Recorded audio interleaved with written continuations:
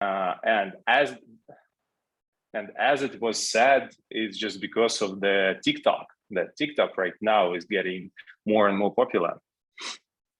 Yeah. So, I've been hearing a lot about that too. It's interesting. Yeah. Okay. Let's have a look how many people we have right now. Actually, I'm pretty interested how many of you guys in here, and what language is preferable for, at least from my side, because as far as I know, you, Jake, you still know some Russian, right? I'm getting there. I'm learning, but it might be tough for me to do the Russian. Maybe, I don't know, Russian or Ukrainian. I'm not sure which one's harder for me. Both of them are pretty acceptable for our audience. And okay, guys, скажите, друзья, сколько нас здесь? Дайте нам как-то знать о себе. Ага, есть уже пару человек в эфире. Отлично. Так, давайте начнем с того, чтобы мы поймем, что нужен ли вам перевод слов Джейка или нет. Можно ли получить какие-то комментарии от вас? Дим, куда смотреть? Отлично. Напишите, ребят, нужен ли перевод слов Джейка или нет.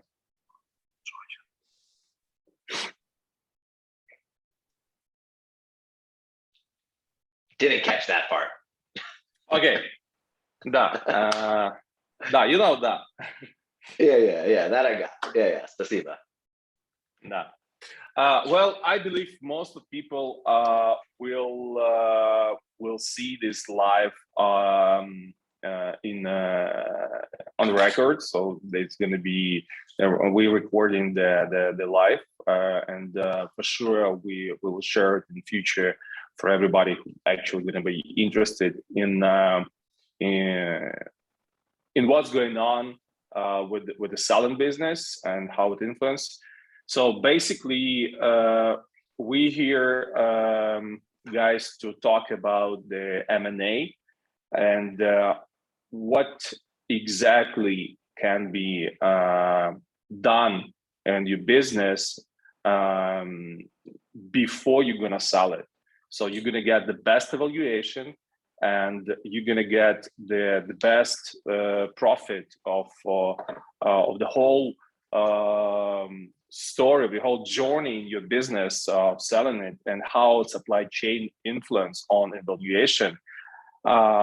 It's pretty picky topic, I believe, nowadays, because there are two great things changing already for last maybe 2 years for sure. You, Jake, for sure know much better about how long the story of M&A getting popular, and but for the last 2 years, there are two things what I see by myself. Like, first of all, it's a huge numbers of companies that are buying right now. They're like huge sharks, or even some of them are whales already, that buy businesses, and these aggregators, they grow like mushrooms after after rain, and everybody tried to understand what to do with it. Like, should I grow more and sell like in a year or 2 years, or it's already time?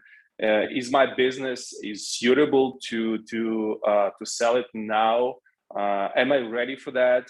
And what's going to be with the industry in future? And the next thing what I see, and I believe like everybody who sell in e-commerce the products, not only in Amazon but in general, that's a huge change in supply chain and the whole delivery system in the world. For sure, COVID was a huge boost for these changes, but nobody knows what's going to happen if there were no COVID. And will it going to be this? Will it go on like that, or it's going to be a new reality, or there's going to be some more changes and all these traffic jams in ports, and all of these lacks of containers, and all these prices that actually scaled to the roof, and like it's like X5, X7 up to the previous pre-COVID times.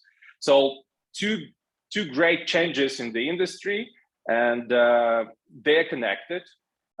So that's why we decided to make this this webinar, this live, and to talk about that a little bit. Итак, друзья, те, кто будут смотреть в записи или смотрят уже нас сейчас, если нужен вам какое-то пояснение от Джейка, его слов, и его перевести его на русский язык, пожалуйста, пишите в комментариях, если у вас остаются какие-то вопросы по поводу того, что будет говорить Джейк, вот, чтобы я постарался донести до вас идею на русском языке, вот, чтобы вы получили максимально пользы от того, что потратите время на просмотр данного лайва. Собственно, я не буду представлять Джейка, так как он себя сможет представить, наверное, сильно лучше, но в общей сложности скажу очень коротко, что в любом бизнесе слияний и поглощений есть понятие брокера, который помогает бизнесу найти лучшего покупателя и пройти этап due diligence таким образом, чтобы сделка состоялась и состоялась по самой выгодной цене для продавца в первую очередь, вот, так как покупателя в большинстве случаев нужно постоянно отжимать. Один и тот же абсолютно бизнес с абсолютно теми же самыми показателями, как показывает практика, может быть продан очень сильно по разной цене.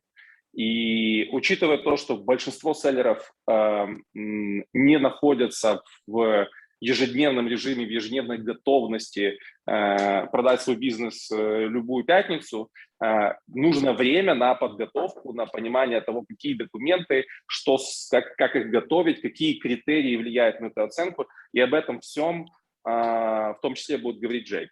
Со своей стороны поделюсь, каким образом сегодняшняя цепочка поставок может влиять как в плюс, так и в минус, в зависимости от того, как вы с ней работаете, на работу вашего бизнеса, на оценку в дальнейшем и, конечно, на ваш конечный результат при выходе из Amazon, что, в принципе, является нашим сегодняшним топиком.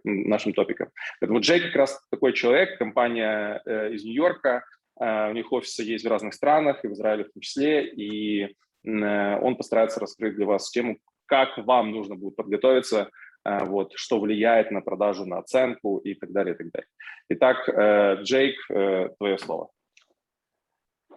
Spasiba, Tim. Thanks for the kind words. At least I'm hoping and assuming. Appreciate the introduction. Yeah. Great to see you as always. I guess last time we were together was in Germany, running into you a couple times at events there. And of course, love hanging out with you in Kiev. Looking forward to getting back there. Always welcome. Yeah. After the winter, I'll maybe be back. So it's great to chat with you today. You know, this topic of M&A and supply chain, I think, are two of the most popular and critical topics we're seeing in the space today. And like you said, they really do intersect, very closely related. So it's great to have a chance to talk about, you know, M&A in general, and then have I think this kind of specialized conversation, which we don't see enough of. So, you know, you're the expert in supply chain. We're fortunate, we're the experts in M&A. So let's combine forces to bring some value to all the listeners today. I can bring up this presentation. You need to enable sharing for me, because I can share a few slides. I think first of all, what I want to do is talk about M&A and the market, and you know, what does that kind of process look like, and then we can get into some more the specifics about how supply chain affects it. One second. You just need to enable the sharing for me, Tim. Окей. Дим, мы уже можем поделиться презентацией? Поделиться презентацией. Отсюда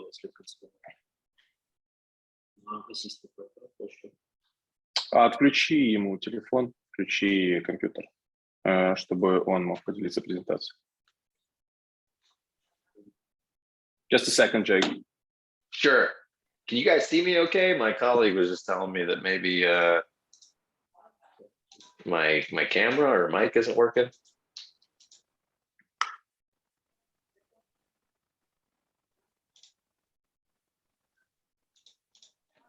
Jake, you need to disconnect your phone and talk only from the computer. Okay, that's the issue. Okay. Yeah.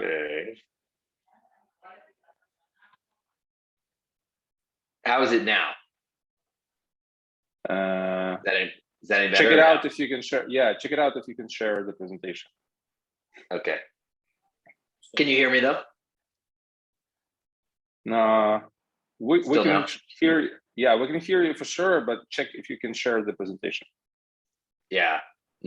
Still no.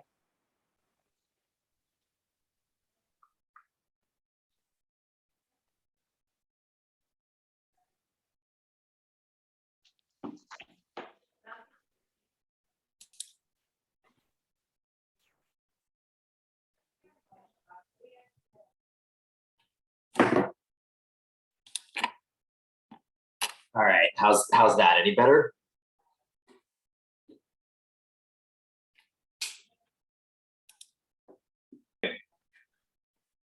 You may Can you check hear me it out. now? You can share. Yeah, we can hear you. You can share the presentation. Yeah. Okay, cool. I'm host now too, so I'm gonna let some people who are trying to get in. Gotta love the technical issues, but we're good to go now. Cool. How's you seeing the screen here? Yeah, we see. Cool. Yeah, so Fortunet PartnerTrade. Well, you guys are one of my favorite groups out here. Again, great to speak with you as always. I'll just go kind of quickly through a little bit about myself and about Fortunet, then get into M&A. I've been in the Amazon M&A space for almost 3 years now, since 2019, really since the beginnings of this whole trend. I was previously on the buy side, did about 15 deals as an aggregator, and switched over to Fortunet about a year ago to help sellers through the exit process. A little bit about us. We were founded in 2018. We're focused on helping 7- and 8-figure e-commerce sellers through their business sale process. We have a particular focus on Amazon, also working with DTC, Shopify, etc. Really, we have one clear singular goal, which is, represent sellers to obtain the best valuation and the optimal structure. We really consider ourselves part of the Amazon community. Yael Kabili, one of our co-founders, has a law firm that's worked with several thousand sellers, helping with suspensions, trademarks, etc. Our CEO, Michal, is a veteran of corporate M&A. Our COO, Omri, is a former Amazon seller, sold his business through Fortunet, and then joined as COO. So we really have this expertise, wide-ranging expertise to help people get the best deal when they're looking to sell. We're a team of 40. It's everything, again, from investment bankers, M&A experts, finance, law, and Amazon operations. We think it's super critical to have advisors in each of these areas, because each of these becomes critical when you're looking at the sale process. And we really just have a sell side focus. So for us, that means we only represent sellers. We never take any kind of payment from buyers. So, we're very dedicated to our clients and to make sure that they get the best deal. We run a highly orchestrated competitive deal process. It's similar to an auction that gets the buyers competing against each other. So we find this, combined with some other areas we'll talk about, are really critical to knowing you can get to the best price for your business. So let's talk a little bit about the actual selling of your business. we have a 5-step process for taking a business to market. So the first thing you need to do is really get your finances in order. So profit and loss reports. We go through a very detailed by market, by channel, by SKU or ASIN analysis. Very important to have accurate numbers, but we always say the P&L is the first step in the negotiation. You need accurate numbers, but you also have areas such as add backs where you can potentially increase your valuation just from the P&L. Second part of the process is the marketing presentation. The numbers tell part of the story, but giving some context and controlling the narrative through a very comprehensive custom marketing presentation, we find is super helpful. Our third part is the auction. This is auction-like, so it's private, it's confidential. At Fortunet, we hold all the cards, so we'll have dozens or hundreds of buyers competing for a business, pushing up the price.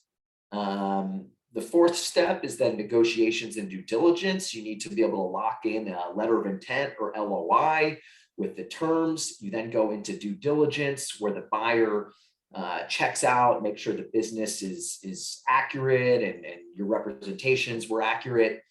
And then you proceed into deal closing.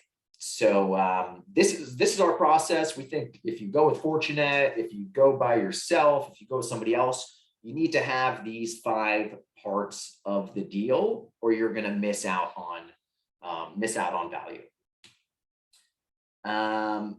So just to jump right into what we're seeing kind of in 2022 and Give me a second here, Jake. Yeah. Друзья, насколько понятно то, что говорит Джейк, есть ли какие-то вопросы? То есть здесь очень важный момент, который я хотел бы отметить, что первое, Джейк работает по факту на продавца, то есть не на покупателя. Он не получает никакого интереса от покупателя. Соответственно, учитывая то, что, естественно, любой брокер работает с комиссией, его комиссия заложена в интересе по увеличению продажи непосредственно для самого продавца.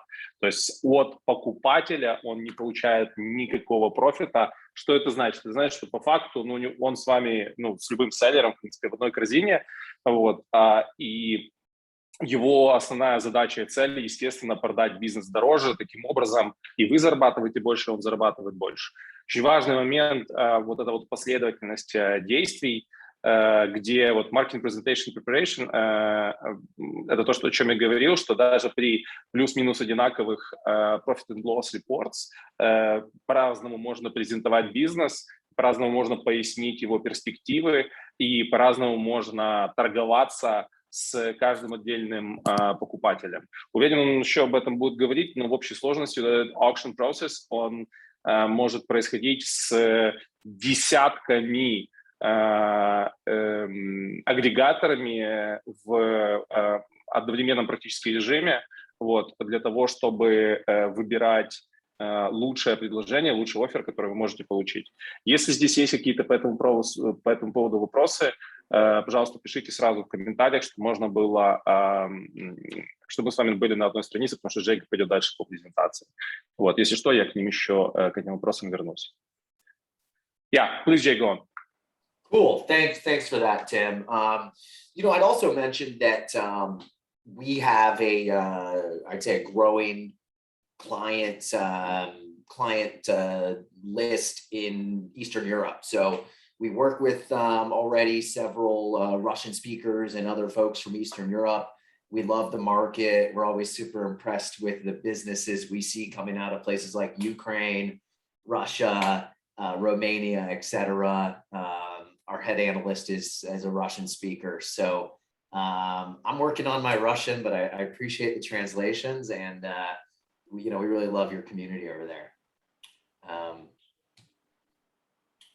Cool. So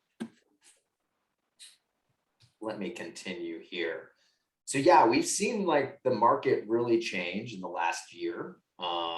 Issues like supply chain, The M&A market is really dynamic. So we find that now it's much more critical to, first of all, be prepared for a sale. So we talk to folks about starting an exit strategy 6 or 12 or even 18 months before you're going to actually sell. That's how you're going to unlock so much value. So when we think about preparation, we think from 6 up till 18. Yeah, a lot of people we're talking to now are people that are starting their business today with the goal of selling it in 18 months or 24 months. So we always say the more time you have in terms of creating a strategy, the more that you can do. So we think the sooner the better in terms of starting a conversation about an exit. So basically, anybody who has any business right now, doesn't really matter is it suitable or not. If you really have a goal or just like at least an idea to make an exit with a nice profit for yourself, it is already the time to start of preparation.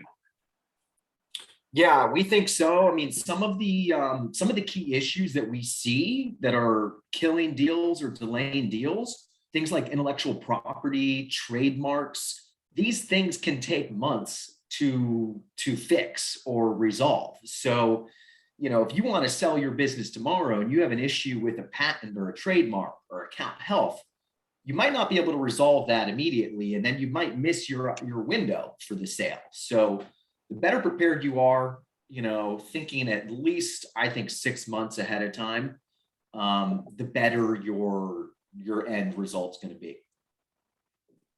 Okay, got it. Yeah. So we think about like finances, getting your accounting in order, making sure the commercial part of the business, you know, relationships with suppliers, et cetera, super critical.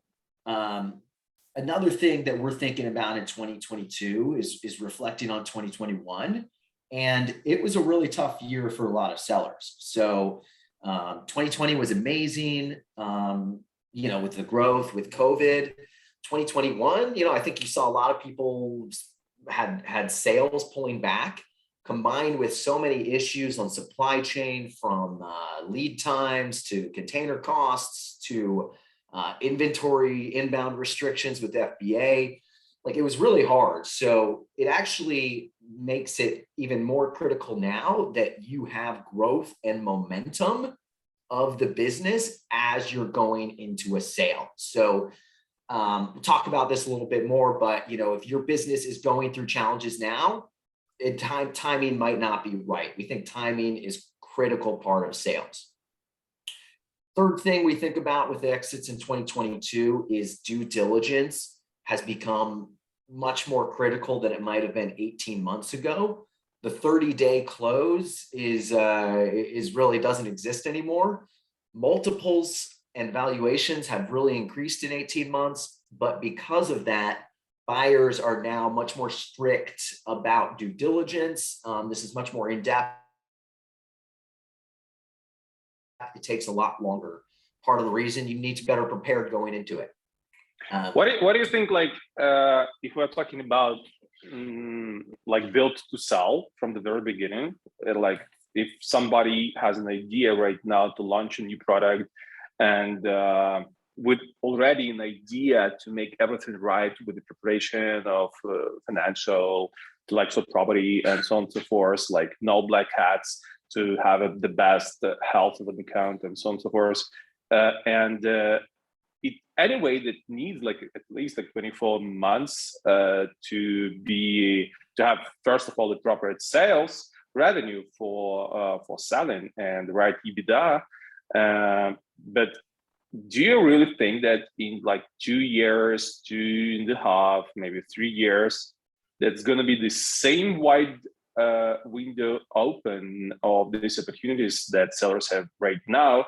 Because we already have some changing, as you said, on due deal, and aggregators, they raise lots of money like startups, but still they have their own rate of successful accounts, successful brands they buy, and those who are really not much successful as they thought when they were buying these businesses. So basically, they're going to be more and more picky of exactly how to calculate their own return on investment when they buy these businesses. And that means that those who actually sold their businesses in 2020 or 2021, they not be able to sell it in further like 2022 because the conditions changes. And what do you think about that? Will they still have the opportunities, and will this opportunity going to be more or less safe, or it's going to be more and more tough, and you need to be like exceptional in your performance and all the KPIs of the businesses to sell it in general? I'm not even talking to sell it like X5. I'm talking to sell it in general. Yeah, really good question. So I you know, there's certainly risks that we see in the market. Buyers are not as naive maybe as they were in 2019 or 2020. When I first started buying businesses, it was much more simpler process for buyers and for sellers. At the same time, there is so much money behind these aggregators, and they're growing bigger and bigger. We see the market continuing. But you do need to, I think, have a better business than maybe you did, 18 months ago. So you need to have, a good growth story. You need to have defendable margins. Brand is more important than ever. So we do think that the market is going to continue being strong. We continue to see valuations and multiples increase across the board for the really strong brands. But I don't have a crystal ball, so I can't predict the future. But I would I would bet that it will continue, but there will be risks. So if you're thinking about selling your business and your business is prepared and ready to go now, then you as an individual owner have to think, okay, is waiting a year worth the risk, not only to the multiples and valuations and the buyers, but also the risk to your business? Are you going to get suspended? Are you going to stock out? Whatever it might be. So I wish I had the clear answer to it. There's definitely risks like you talked about, but we think we're hopeful and we're confident that it'll continue to be a great market to sell in a year or two if you have a great brand. I think one thing that's definitely changing is you need to have bigger businesses than before. So as aggregators do more deals, they're looking for bigger acquisitions. Thank you so much. Yeah. And another small question: Do you have in your experience already such cases when the seller get pretty good evaluation, and the actual aggregators, and you prepare the business with all the stuff that you do when you sell it for the seller?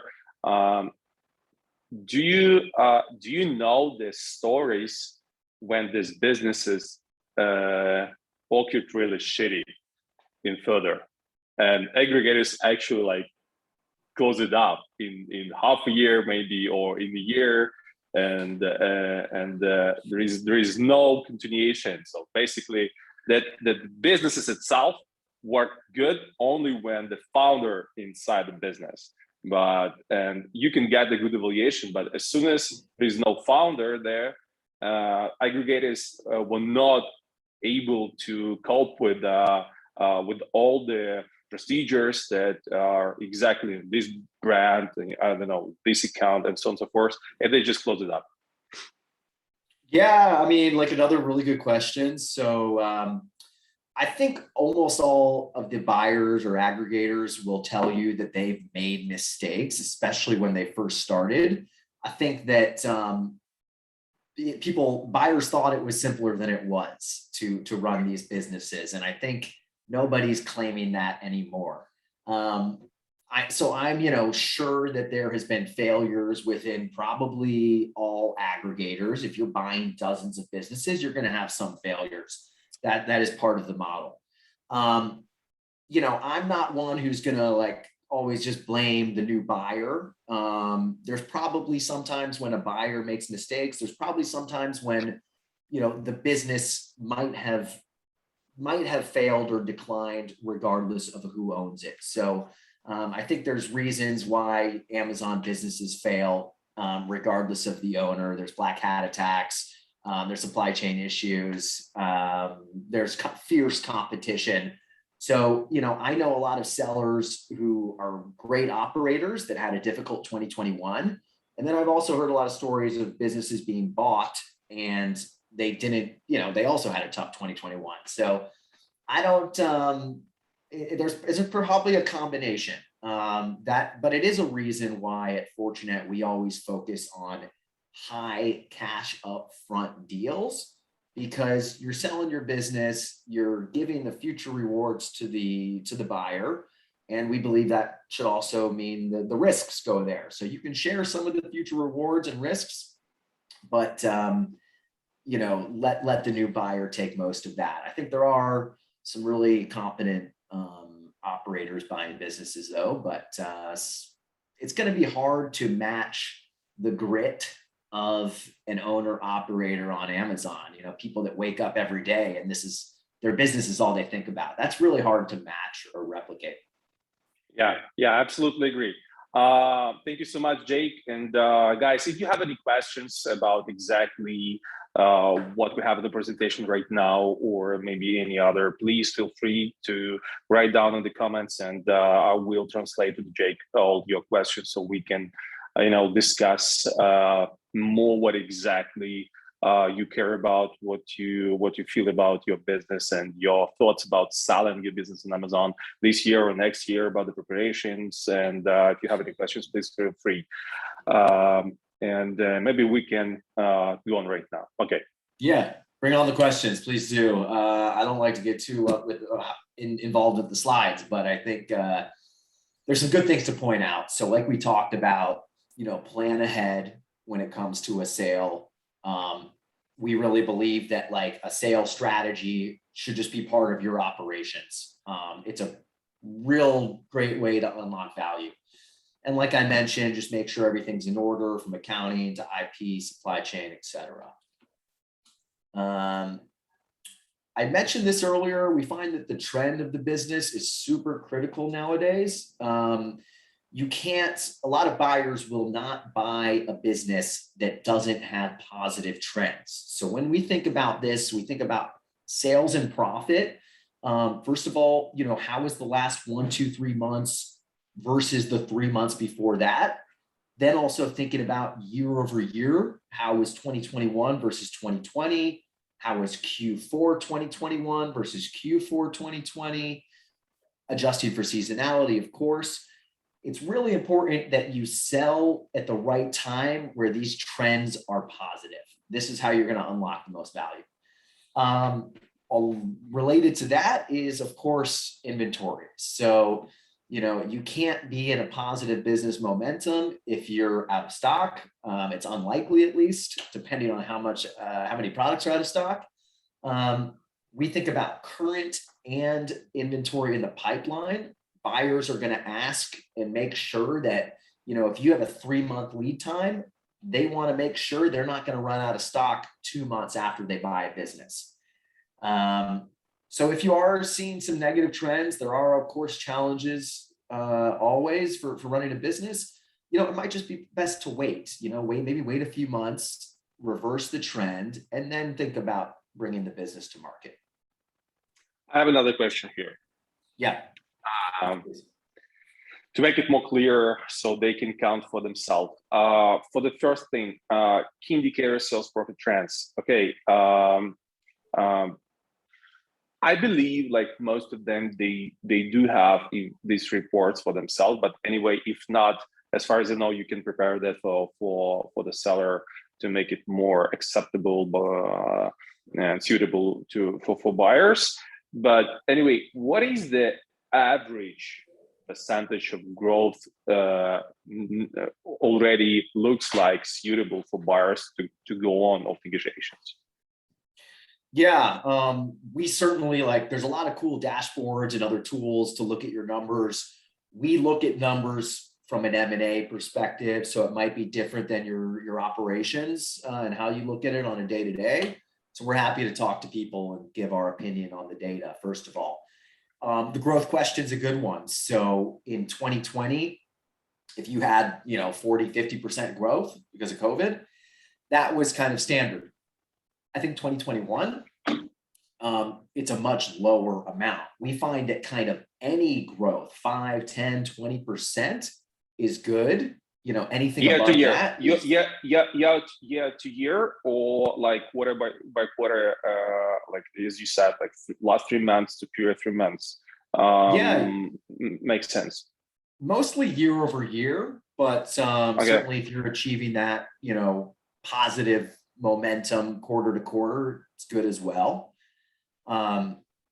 There's just not as many businesses that are growing this year. So it's a lower growth threshold that you need to meet to be considered good.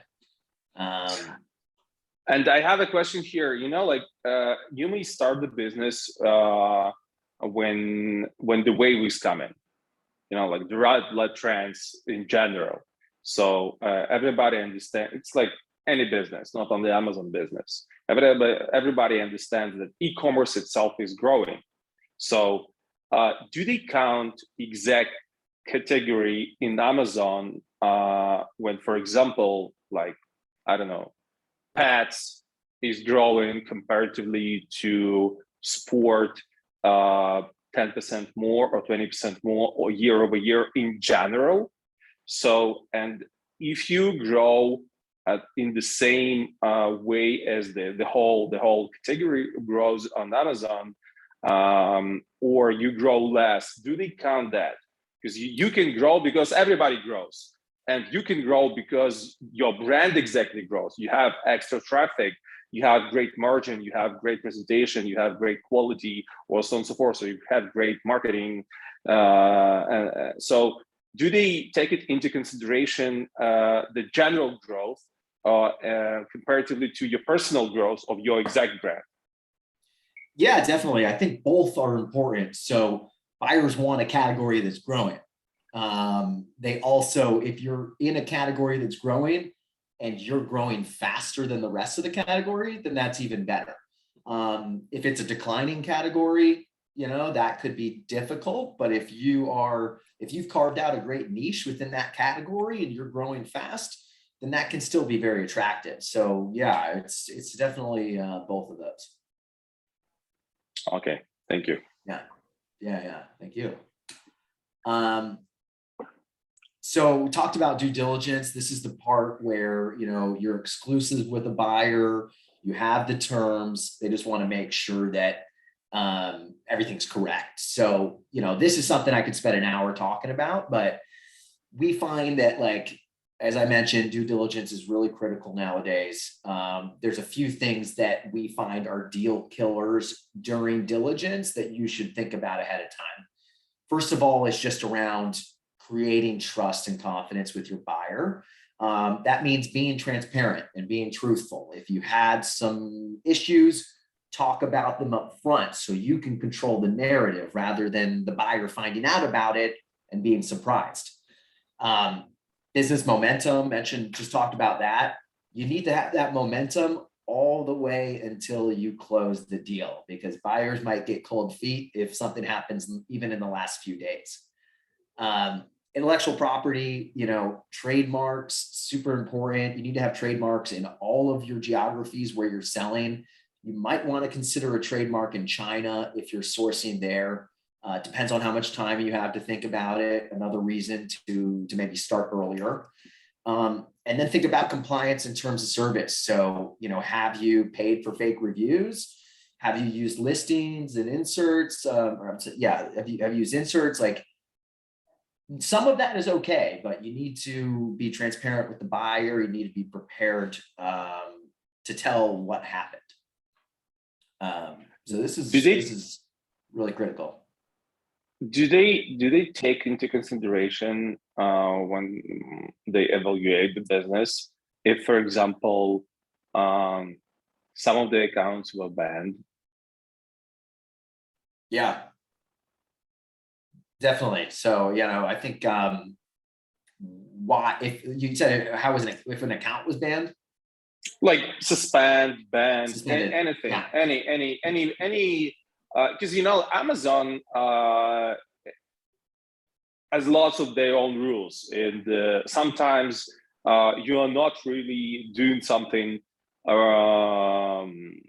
really bad, violating their rules, but you may be somewhere around of it, and you can get suspension, you can get banned for any kind of violation.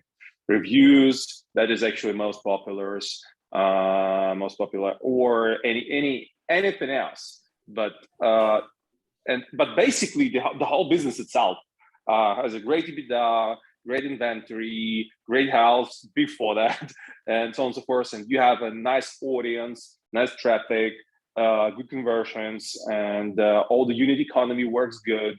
How that influence exactly any kind of suspension or banning from Amazon?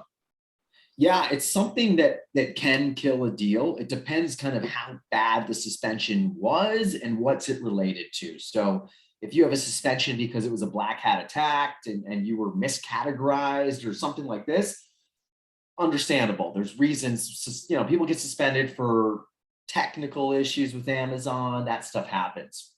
If you've had a lot of really bad, review suspensions, review related ones, and maybe the next one you're shut down completely, that might be the other extreme. We've had situations like we had one client who was about to close. Right before they closed, they received a warning from Amazon about the inserts they were using. The insert was actually okay, but the insert led to the website, which then had a ManyChat flow, which was leading to soliciting and asking for reviews. So the buyer was getting nervous. What we ended up doing was went in and said, okay, let's cut off the ManyChat flow. Amazon saw that, issue was resolved. The deal went through. So each one's a little bit unique. We think in general, stay as white hat as you can. That will be better. But if you have had suspensions, take a look at each individual suspension and think about, how to explain this to the buyer that this is not like mission critical. Got it. Друзья, другими словами, для всех, кто не понял, лучше всего не заниматься... Я есть? Ага. Лучше всего не заниматься никакими черными делами, так как даже если вы хорошо зарабатываете деньги, если ваш принцип заработка основан на постоянных нарушениях правил Амазона, вы можете просто-напросто не попасть в тот список бизнесов, которые захочет купить агрегатор. Поэтому, если отталкиваясь от презентации Джейка и его слов, первое, естественно, это важен рост. Оценивайте свой рост, ведите качественно свои отчеты таким образом, чтобы на сегодняшний день, если мы говорим хотя бы результаты 2021 года, любой рост месяц к месяцу, квартал к кварталу и год к году уже будет приветствоваться. Хотя то, что было в 2020 году, уже было интересно, если рост был хотя бы 40% год к году. Многие называли и 70% прирост год к году, и 80% для того, чтобы продавать свой бизнес. И такие бизнесы были, их на самом деле очень легко и быстро, хорошо покупали. Но сейчас тренд от того, что говорит Джейк, сильно упростился, наверное, где-то. Вот, и они видят общую тенденцию внутри Амазона. Если у вас, в принципе, есть внутри категории рост, неважно, это за счет вас рост или за счет того, что растет вся категория, важно, чтобы у вас как бы в любом случае он был, и это также будет влиять на то подходите ли вы для продажи вашего бизнеса или нет. Даже входит все, что связано с подготовкой касательно интеллектуальной собственности. Я думаю, что это очевидные какие-то вещи, которые, в принципе, любой бизнес плюс-минус зрелый хотя бы там 2-3 года, он должен это прекрасно понимать, но лучше об этом заботиться сразу. Вот. И нужно понимать, что due deal, он будет проходить достаточно жестко. Поэтому вот эти отношения с точки зрения доверия, понимания того, что да, вот здесь мы выросли, потому что мы тут придумали такую-то штуку с вкладышами или еще чего-то, и об этом нужно будет говорить, да, чтобы было понятно, каким образом и как достигались ваши результаты, чтобы, во-первых, процесс прошел быстрее, а во-вторых, вы все-таки смогли продолжить диалог с вашим потенциальным покупателем и в идеале, конечно, довести его до успешной сделки. Если у вас есть какие-то вопросы, напишите, пожалуйста, сейчас в комментариях ваши вопросы, для того, чтобы я мог задавать их Джейку касательно всего, что вас волнует в рамках вашего бизнеса, купли-продажи или того, что может повлиять. Берите свой кейс, посмотрите свой кейс, насколько вы находитесь на этапе, где тот момент, вы столько стартуете, вы уже готовитесь, вы уже продали, вот, и можете, в принципе, согласно вашего кейса задавать вопросы. Окей, intellectual property is obvious. As for the compliance, what do you mean in here? Yeah, so compliance, like you might have some, depending on like category related, like you might have some issues there, like maybe make sure that you have like all the certificates if it's, you know, something that requires FDA approval. So, you know, just having everything in order there, like is really important as well. But I think we think of compliance to the terms of service is probably the biggest one we see. So we have the experts where we can go in and like say, okay, you know, you got the suspension. It's not that big of a deal. This is how we'll explain it to a buyer. Or we'll say, hey, this is really serious. Here's some steps we should take before you bring it to market. Okay, got it. So basically you're like advisors. You don't say no, you say what you need to change to make it looks good for the buyer. Yeah, at the same time, like trust and confidence between us and our clients is like, we're on the same team. So we always tell our clients, you know, we're like your like lawyer and your priest, you know, you can tell us anything. Of course, it's confidential with us, but we have to know all the issues so that we know how to explain it to buyers. But yeah, our goal is like, we work for the seller and we want to get them the best deal possible. That doesn't mean that we sugarcoat things and tell sellers what they want to hear. Sometimes we have to tell the hard truth as well. Okay, got it. Cool. So this is really your area, Tim, and I'd love to like maybe spend a few minutes understanding like kind of what you're seeing in the market. You know, it's been such a crazy 2021. I'm not sure if 2022 is getting any better or not, but like I'd love to hear from the expert itself. Like, how's, you know, what are you seeing in the market these days? Well, before we will come to logistics and supply chain management in the accounts, I want to make it like step by step. What exactly are the criteria that influence on the evaluation by numbers? I mean, like for example, you got the brand, you got the trademarks registered, you got the nice, good health of your account. You have pretty growing category and your reports year over year or quarter over quarter has good trend of growth.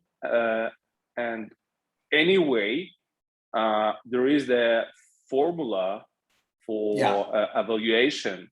So basically, what is the starting numbers and how it can calculates to get the exact sum of money? Like, for example, to sell the business, what should I have in numbers there? Yeah, sure. Great question. So there's, I'd say, 5 or 6 that are criteria that are the most important, and then there's another 10 that are important but less so. I think first of all is the size of the business, both total sales and total profit.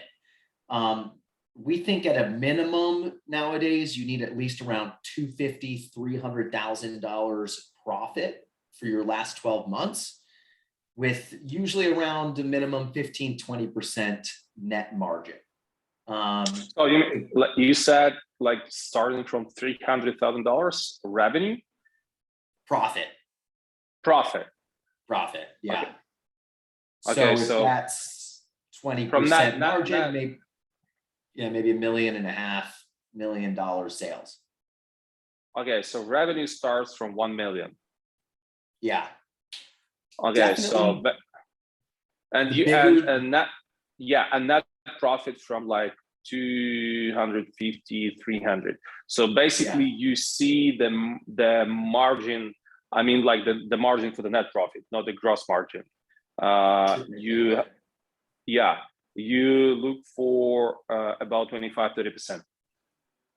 Yeah, 20% is kind of the minimum, or maybe lower if there's some easy opportunities to improve it.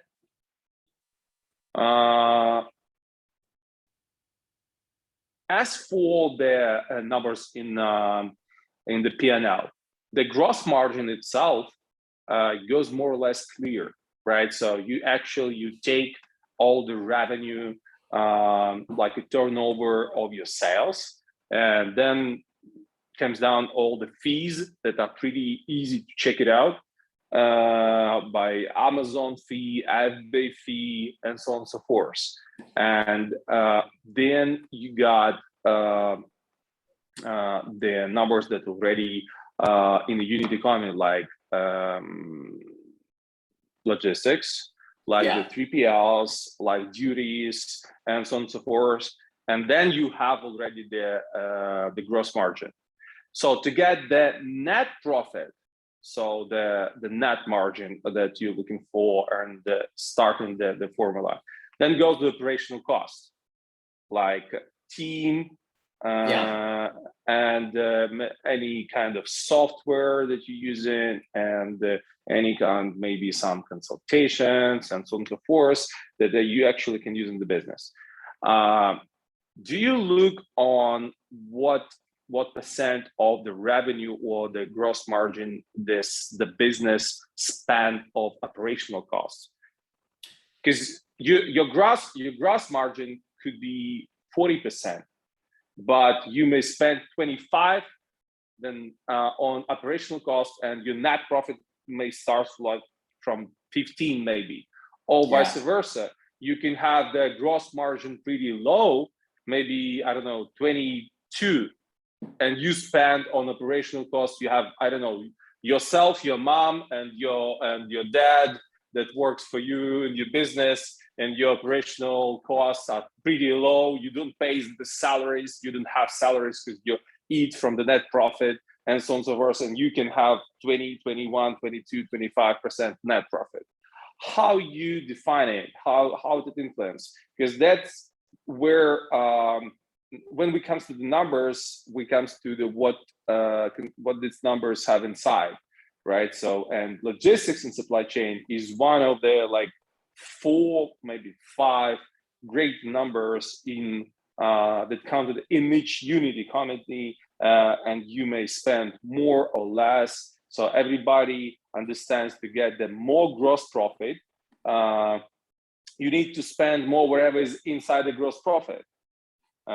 So that's like, you cannot reduce Amazon fee, basically, right? So if you take 50%, you cannot really much reduce actually anything else you can, like, but for example, you have the best quality and you understand that's the best balance between the cost of goods and the quality that you got. You understand you don't need really to change the supplier for another 5% discount because that's too risky, for example, or you have really good financing from supplier. Like everybody, most of the market, they pay 30% before the first, like before the batch for in production, and 70% after all when it's done already. But for many of them, they develop the relationships and they understand they may pay extra 5, 7, or 10% for the product itself, like that is in the cost of goods, but they can pay 5 or 10% prepay before the manufacturer starts doing your batch. So, and for them, because this business is always lack of money for operational finance is really good. Need to be very accurate in here, and especially before the Q4, everybody's looking where to take the money for the extra inventory. So, how you guys see that in PR now? How you manage the numbers to make the best net profit in the same actually procedures? Yeah, sure. So, first off, when we think about profit, we think about like, it's really all of your real business expenses. So if you have like a car lease that's part of your business expense for tax purposes, then that's not really counted towards profit or as an expense. Also, you can add back how much you pay yourself as the owner. So your salary, your health insurance, whatever. These are all things that are what we call add backs. So that's really important too, is like you maximize the add backs for whatever you can. I think in general, business owners are trying to generate as much profit as they can anyways. There are challenges when you think about, like your example was great. You might be able to get a lower cost for your product, but not as good payment terms. So if you have a fast growing business and working capital is an issue, maybe you're willing to pay a little bit more for better payment terms because you need the capital to grow your business. That's something to think about, like the timing of your sale and preparing ahead of time. So, if you can show lower cost of goods, that is going to be very attractive to a buyer. So they might understand that in your history, you paid more because those payment terms were important to you. But going forward, for a well-capitalized buyer, they can have lower costs because they can afford to pay for more upfront and not have as preferential payment terms. New buyers also usually come in with much more power in the negotiation. They have a whole supply chain department. That's all they do, for that department. And they're buying a lot of inventory. So that particular question is a really good one. But you really need to think about, like, first of all, are you a well-optimized business? Is your advertising optimized? Is your supply chain optimized? We can look at that, and we have, hundreds of people that we've worked with, and we can say, for this category, we think you're spending too much on PPC, or maybe you're spending too little. Both can impact your business. So each one's a bit unique, but the end number that counts for the valuation is the profit. We call it the SDE, or seller's discretionary earnings. So you need to maximize that. Some of it can happen before the sale. Some of it happens when you're ready for a sale.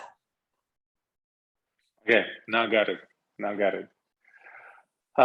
Yeah, I'd say, like, when you think about what are the biggest factors for evaluation, you have the total size of the business, total profit, margin, category is a big one too. So we see categories like pet, baby, home, sports getting the really top multiples.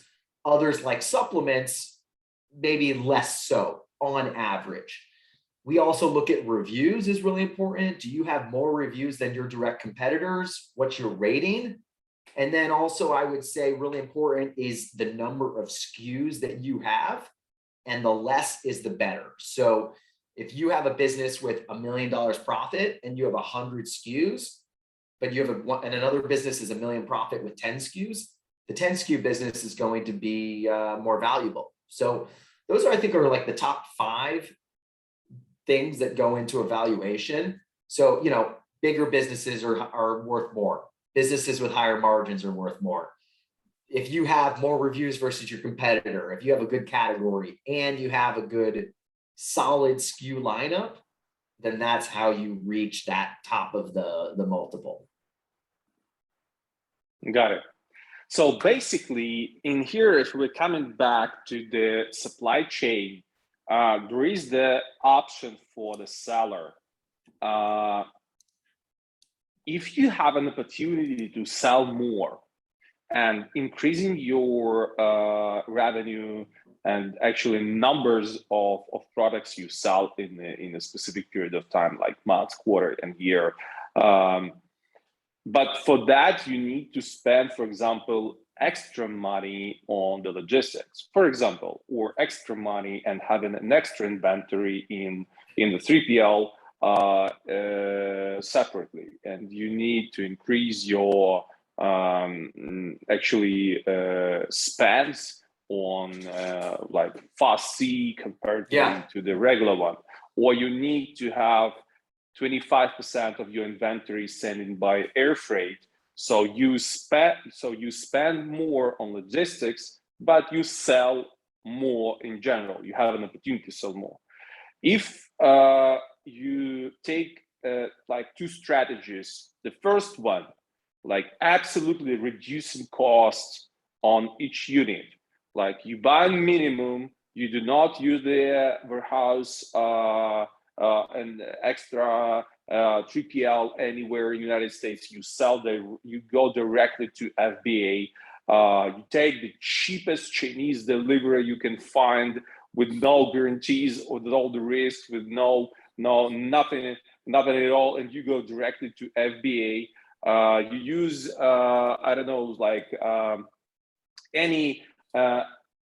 any kind of things that these forwarders do with the HS codes and invoices and lots of stuff just to be delivered at least. But you have really great economy, and your percentage of your gross margin or whatever, even net profit in the end of the day could be not 25%, but could be 40%. But you sell 1 million. Or on the other way, you go as wide as you can. You understand that you can sell much more, but you need much more inventory. So you understand that you need, for this inventory, there is no reason to pay to Amazon everything and sell and deliver all the batch to FBA, because, like, for example, an average price for the pallet on Amazon for storage is about $127 a month. Because when you count it over the year with all the long storage and blah, blah, blah, with all the high seasons, and you convert the cubic feet up to the CBM or the pallets, you'll see the price about $125, $130 a month for the pallet. But for example, on the 3PL, that could be about, it depends which 3PL and how many pallets you have, how valuable you are the client for this business. They can give you the price, but it can vary from like $30, $35 up to $50 per pallet a month. Yes, you have an extra cost for delivering these pallets to Amazon, but you're reducing the risks if you, for example, can be banned or suspended, or you may use any other channel like Shopify, Walmart, and doing the fulfillment from this 3PL, increasing the revenue in general. By the way, that's another question about the external sales among the Amazon. And so basically, but you sell much more. You sell like not 1 million, you sell like 2 million. But your revenue in this way, but your net profit in this way will not be like 35 or 40% on each unit. You're gonna have like 20 or 25 because you have much more expenses on the supply chain. How do you think, what's going to be for the seller the better strategy to squeeze all the costs and to get the best percentage of each unit by the unit economy? So the future buyer will see, okay, this seller's selling 1 million, but he has like 40% net profit margin, and the buyer will understand he can increase the scale, the revenue up to, I don't know, 10 millions in 2 years or 3 years, and or for the seller is better to have the revenue in 2, 3, 5 million. Do not really thinking of squeezing everybody else on the whole road of the journey up to the net profit, all your vendors, but being focused on just selling more in general. So how do you think, like, what is the best strategy for the seller in the end of the day? Yeah, no, I mean, that's a really great question. I think that's something that like probably every seller has asked themselves, especially the businesses that have been growing really fast, because working capital is such a challenge. If I were to give a really simple answer, I would say prioritize growth. You know, of course, it should be a combination. Of course, it depends on your individual situation. We certainly see a lot of people who use fast sea freight or air freight. You know, we tell people, of course, try to reduce that as much as you can, but there are some situations where we can negotiate some of those expenses back into the profit. So it's not always, you know, I have to give a disclaimer. Sometimes if you've only used air freight, then, you know, buyers will say that's just an ordinary part of the business. If you've had some situations where you had to use air freight because you had a big spike in sales and you were running out of stock, what we'll sometimes be able to do for our clients is see what the difference is between air freight and what sea freight would have been. Take that, negotiate with the buyer to have some or all of those expenses included in the profit. And then you go and sell your business for 4, 5, 6, 7x multiple. Each dollar that is added back there is another, you know, $5, $6, $7 of valuation. So, you know, of course, like nobody's trying to use air freight instead of sea freight. Like they know how much more expensive it is, but like try to optimize your supply chain. But I would say, you know, especially with the flywheel on Amazon and the risk of going out of stock, I would prioritize growth and then tell the story to the buyer. Look how much you can improve the margins simply by having a more optimized supply chain and better capitalized business. Do they take into consideration exactly in the numbers of valuation? Because what I mean, like if, for example, your general cost of supply chain is, as far as I know, from the revenue, it can vary from like 5 up to 15%. It depends really on what kind of product, because you know you can sell the product for $40. It can be like a pen. You can sell the product for $25 like a shoebox. So basically, it's a great moment to tell to all the sellers, when you choosing your product, you need to understand the numbers of supply chain comparatively to the percentage of the revenue when you're gonna sell this product. So you may sell like the product like this with the margin of without cost of for the logistics for $10, or and you understand, like in 1 kilo, for example, or 1 pallet, you may have 2,000 products like this. So basically, you're gonna sell or you're gonna spend on your logistics, I don't know, like 0.5% of your revenue, or 0.2. And you may sell for and for example, this one costs, I don't know, like $40. And on the other hand, you may have a product as a shoebox, same $40, same $12 or like $15 expected margin. But you understand for 1 pallet, you're gonna have about 120 or 200 products on the pallet. So basically, your cost of the revenue for the logistics is going to be about 12 or 15% comparatively to the small ones. So when you making the research, you need to understand the things, and you need to really be picky about this stuff. In general, what is the question is, you said, can the seller add extra money like future optimization to the evaluation now, or for the buyer, future optimization is just the reason for him to get the money for or ROI much faster, from the buyer. So I mean, like, can the seller say, listen, yeah, I do have spending 50% on logistics right now, and I've been using the Fussy, I've been using the air freight, I've been using the 3PL, and so on and so forth, and I've been using like an extra inventory, never being out of stock. That's a dream for every seller, never being out of stock. Yeah. Introduce me to that seller. Yeah, but I have the revenue growth like 40% year over year, and I have the revenue like 4 million, for example. If I would reduce this cost, I would have like 2 years.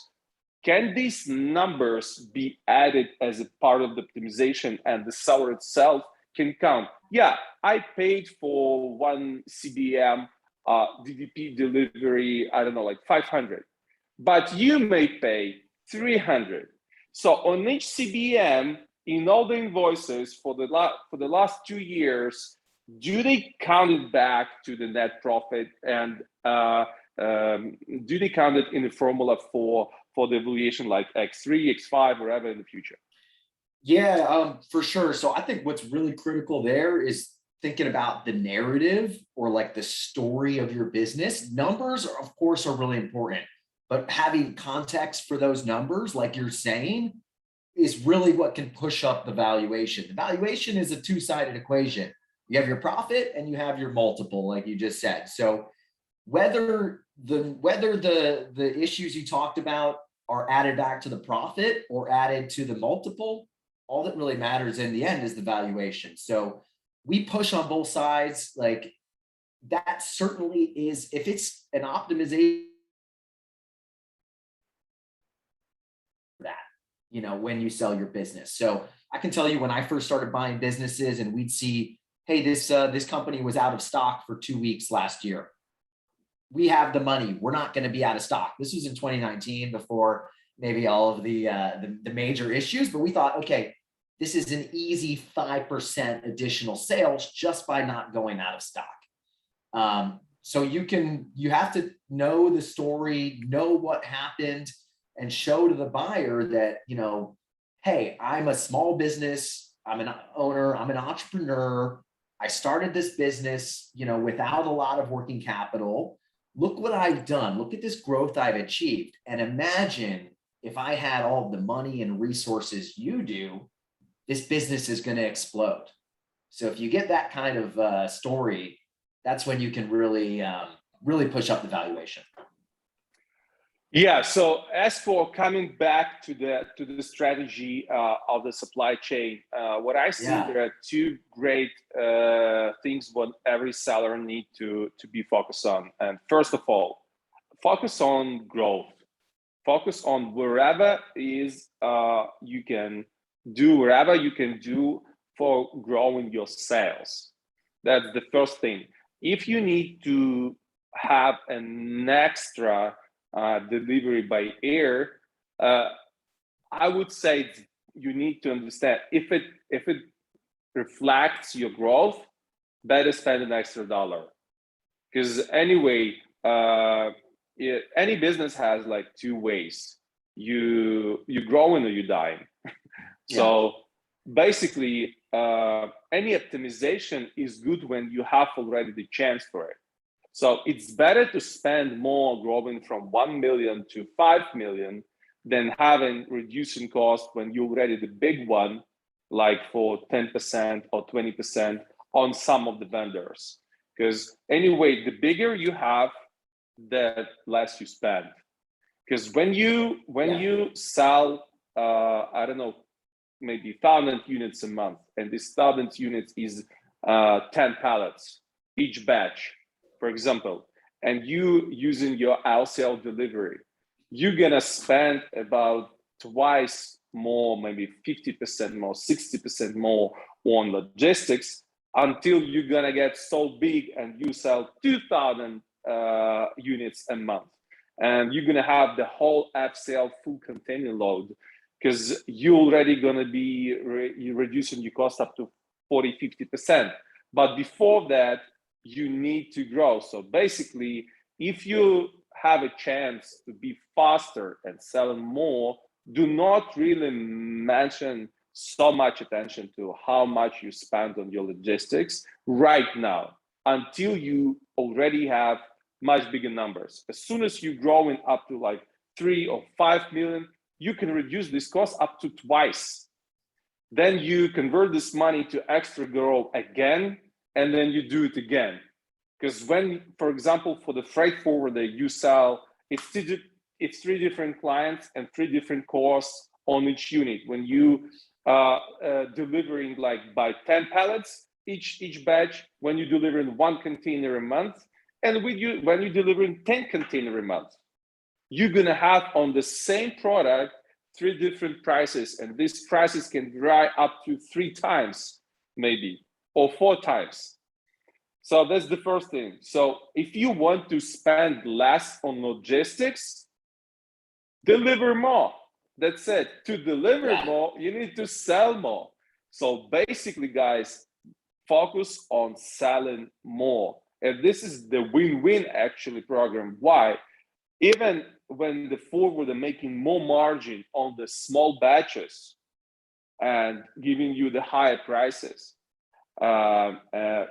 anyway, any logistics company is looking for their own LTV. They're looking for the customer that growing with them. So for the forwarder, that is much more interesting having the customer that comes to you with 1 pallet or 10 pallets, but in 3 years, you're gonna work with you with 10 containers. Yes, the logistics company on each unit gonna make less money when you're gonna grow, but you with the company and the whole LTV of you as a client for the forwarder is much more important than margin and momentum. So basically, try to focus on your sales. That's the first thing. Second thing, inventory. Nobody knows how to manage the inventory. 99% of sellers do not count, do not plan, they do not integrate the marketing stuff together with the inventory. Whatever happened in the logistics, everybody claiming like, oh, that's the bad forwarder, oh, that's a shitty company, or that's a fucking UPS, or so on and so forth. Guys, no, that's not the UPS. That's your lack of management in that. That's your lack of focus on that. And overstock is cost for you much less than out of stock. Out of stock is the lack of knowledge, sometimes lack of finance or your working capital. It really means like you need to understand you're planning your stock at least a half a year upfront. So to reduce the cost for the whole supply chain, you like it or not, because of the restrictions of the IPI or from the FBA, you need to have the 3PL outside the Amazon. Anyway, you need to have it because you have any kind of task like relabeling, repacking, and so on and so forth. So basically, even just the storage external from the FBA, it's going to be at least twice less than storage on Amazon, despite the cost for delivering from the warehouse to FBA already inside the country. Plus, when you plan your inventory exactly by selling on FBA, you need to understand that you have your products already in the United States, and your risks to be in any kind of traffic jams in the ports, any holiday in China, any COVID that can cause, I don't know, like the whole port closure because of the one guy who like sniffed somewhere in a kitchen or in this port, and they closed the whole port because of that. So all these risks, you just you close them. You don't really mention them because you have already extra product in the United States, and timing from the task from delivering products from the warehouse, from the 3PL up to Amazon until they inbound this product and they're already going to be in stock is much less with the less risks comparatively to delivering every time each batch directly from China to FBA. So my advice will be here to focus on the growth when you're small, and do not really try to be so much optimized and squeezing each extra dollar from each unit, because big companies, big brands anyway evaluates more. When you small one, that means you are not so stable, so nobody knows you will grow or not. As soon as you get it bigger, you have much more leverage to optimize your costs on supply chain. You have much more leverage for the story to a future buyer, how the future buyer can optimize these costs, and it's going to be an extra value for your evaluation in future. And the next thing, use your management and try to look for the warehouse or for freight forwarders or any kind of companies, or maybe just any expertise outside of your small team or big team for the inventory management. And remember that out of stock costs you much, in most cases, out of stock costs you much more expensive than overstock. And basically what I'm trying to say, there is nobody responsible but you for the out of stock, because shit happens and especially right now in the logistics world. You need to understand that the prices may never be gone back before the COVID time. There is no reason. We in the industry right now, nobody sees any kind of reason that the container not going to cost $15,000 but $2.5 thousand again. No, there is no reason again for that. If for 2 or almost 3 years the whole world paying the new price X5, what is the reason to go back? Moreover, right now, even if you have money, there is no guarantee that the plan of estimated time departure will be exactly that you forward the estimate. Like, for example, you have an estimated time departure, I don't know, like May 15. They may pivot it up to May 25, May 29, and you cannot do anything right now because your product's already in the container somewhere in the yard, in the shipyard. And basically all these risks, they might be counted before.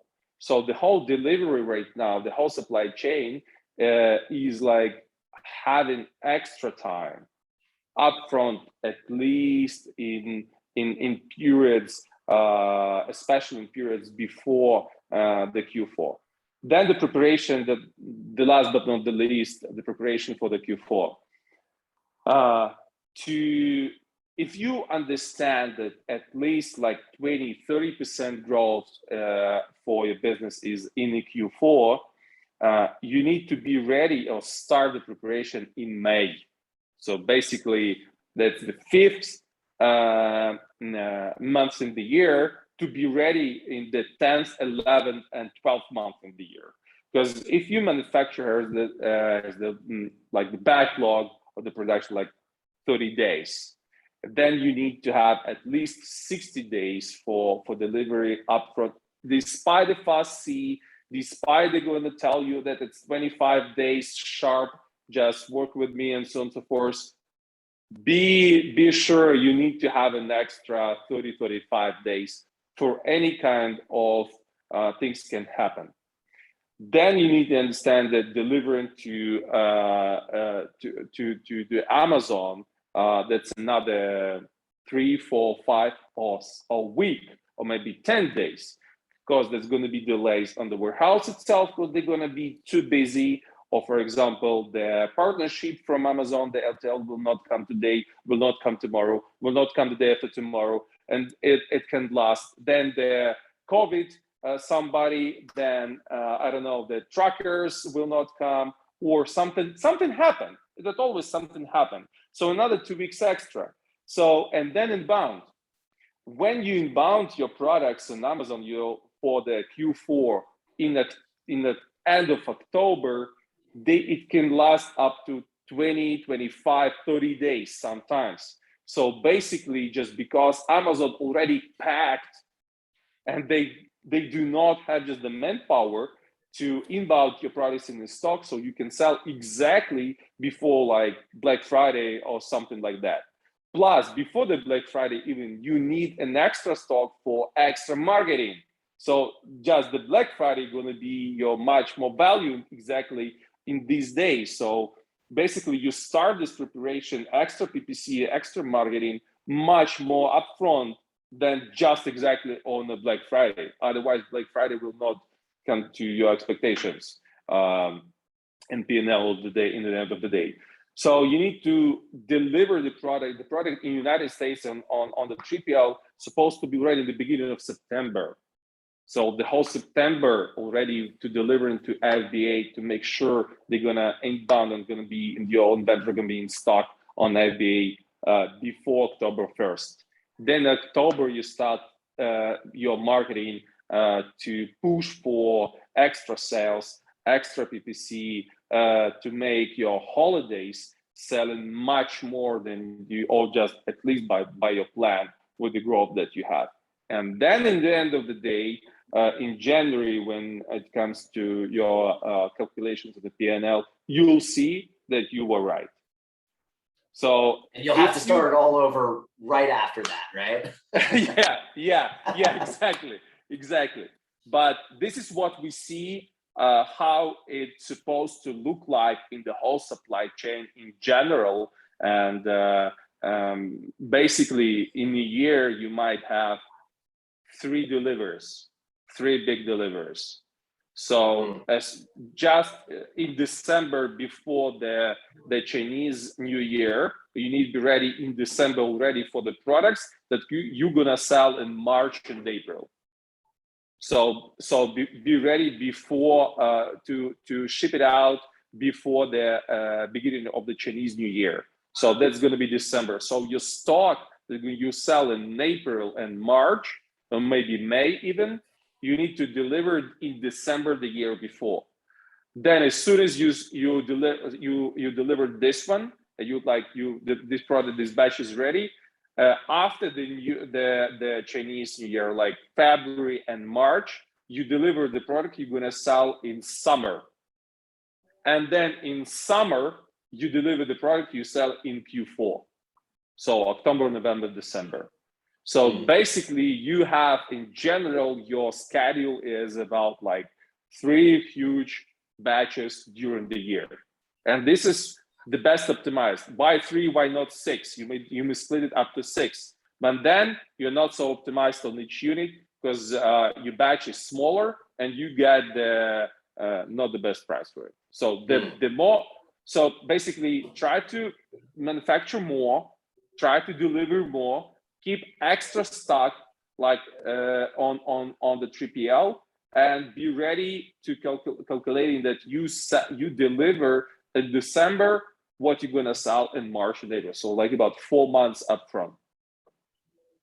Interesting. Yeah, it's I think everything you're saying, like, it translates to the M&A. Don't go out of stock. Like, get the economies of scale so you can lower your prices. The 3 deliveries, the way you look at that seems like a really systematic way of looking at your inventory. So exactly, but it's funny when you say this, it made me think, like, not only has, we see the M&A process has gotten longer and more complicated, so has supply chain, obviously. I think everybody watching this has seen it. And like we're saying, these 2 things are really connected. If you go out of stock, it hurts your business. It also hurts your business value. Out of stock, listen, like, you, in the end of the day, this, as you said, it's numbers, that the net profit and the valuation.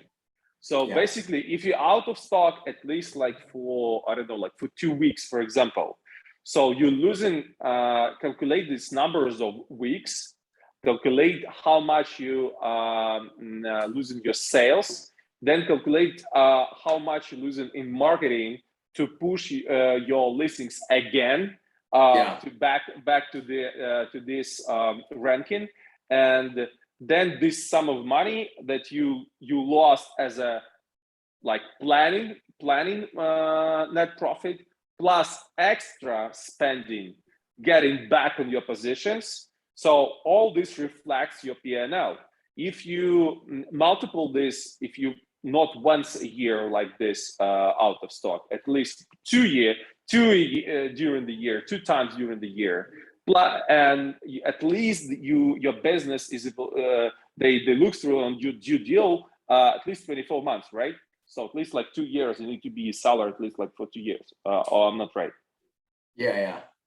So at least 2 years. So basically, So basically at least like 4 times during the year. So you may be losing at least maybe, I believe, like $500,000 if your one day of sales can cost you about like $2,000 minimum. Why? Because when you multiple 1 day on 2 weeks plus back spending on marketing, calculating 4 times during 24 months plus evaluation.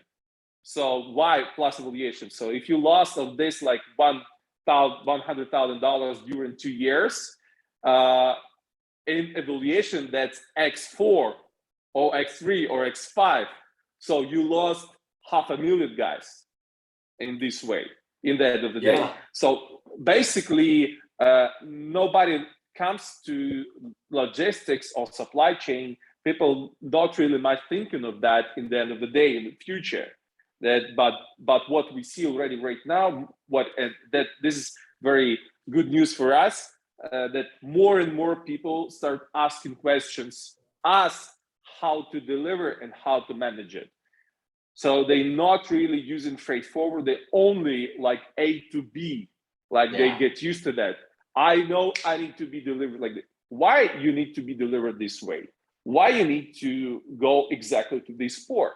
Why you need? So we start asking questions and we already start changing. So we trying to integrate yourself in the business to the serial and looking for the best solutions. And remember, guys, best solutions are not only the cheapest solution. So when the cheapest solution in the end of the day could be the most expensive one, but you don't know that yet in the moment. Yeah, I think it's a good point. Maybe just to wrap things up, because I'm late already to another call. But the way I look at PartnerTrade and Fortunet is we are more than anything advisors. We provide some technical solutions, but at Fortunet we look at ourselves as your internal M&A department. And I imagine you have clients; they look at you as you function as part of their team. So it's not it's not just the A to B, it's the solution. And how does that affect how does your logistics also come into the valuation, and really thinking about the business as a whole. Absolutely. I love that about your approach. Yeah, absolutely agree. Thank you so much, Jake. And друзья, если есть какие-то вопросы, мы завершаем.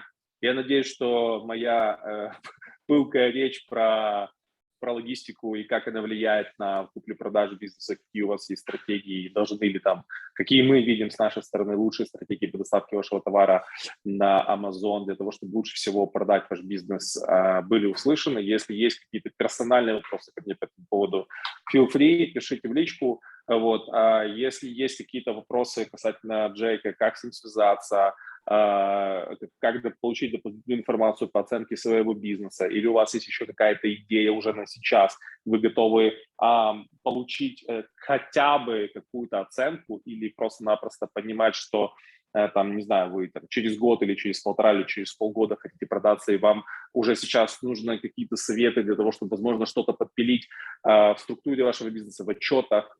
У вас есть по этому поводу вопросы, тоже напишите мне, пожалуйста, я организую вам эту встречу и надеюсь, что вы сможете получить лучшую оценку и выйти, продать свой бизнес, выйти из Amazon, продать свой бизнес по лучшей цене.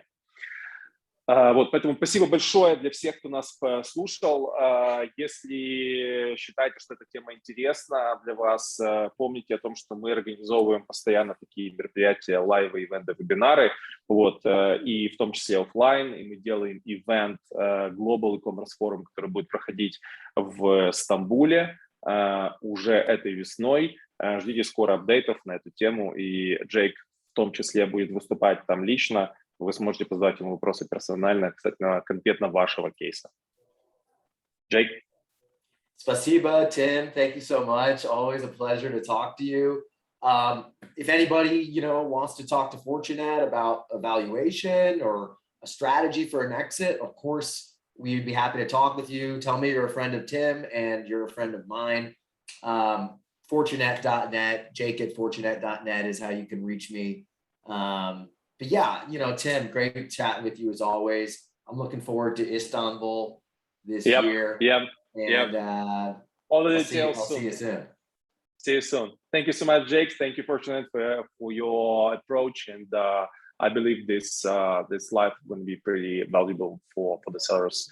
Anybody who they want to sell right now or maybe in future, but they already know what to do right now. Thank you so much. Thanks a lot. Yeah, take care. Bye-bye. Take care.